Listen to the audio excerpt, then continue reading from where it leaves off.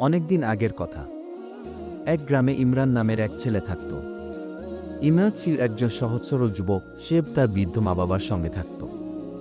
সে দিনে মাদ্রাসায় পড়াশোনা করত এবং সন্ধ্যায় হাটে গিয়ে কাজ করে সামান্য অর্থ উপার্জন করত। একদিন তার হাট থেকে ফেরার পথে একটি বিলাসবহুল গাড়ি এসে তার পাশে থেমে গেল। গাড়ির ভেতর থেকে একজন ধনী ব্যবসায়ী বেরিয়ে এসে তাকে ডেকে বললেন, আমার মানিব্যাগ হারিয়ে গেছে, তুমি কি পেয়েছ? ইমরান কিছু না ভেবেই বলল, জি না চাচা, পাইনি। কিন্তু কয়েক কদম পরে সে মাটিতে একটি চামড়ার মানিব্যাগ খুঁজে পেল, যা দেখে সে বুঝতে পারল এটাই সেই লোকটির হারানো মানিব্যাগ। ভেতরে ছিল অনেক টাকা এবং কিছু গুরুত্বপূর্ণ কাগজপত্র। ইমরান দাঁড়িয়ে ভাবল, এটা আমি লুকিয়ে রাখলেও কেউ জানতে পারবে না, কিন্তু আল্লাহ তো দেখছেন। সে সঙ্গে সঙ্গে ফিরে গিয়ে মানিব্যাগটি ওই লোকের হাতে তুলে দিল।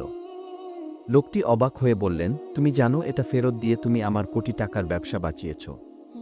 তিনি ইমরানকে কৃতজ্ঞতার চিহ্নস্বরূপ একটি ছোট ব্যবসার মূলধন দিয়ে সহায়তা করলেন এবং বললেন, তোমার সততা তোমাকে অনেক দূর নিয়ে যাবে। ইমরান ধীরে ধীরে বড় ব্যবসায়ী হয়ে উঠল এবং মাদ্রাসার ছাত্রদের জন্য একটি শিক্ষাবৃত্তি চালু করল। শিক্ষা, সততা, আল্লাহভীতি ও হালাল রিজিকের প্রতি নিষ্ঠা একজন মুসলিমের চরিত্রের মূল ভিত্তি। আল্লাহ কখনোই ন্যায়ের প্রতিদান দিতে ভুল করেন না।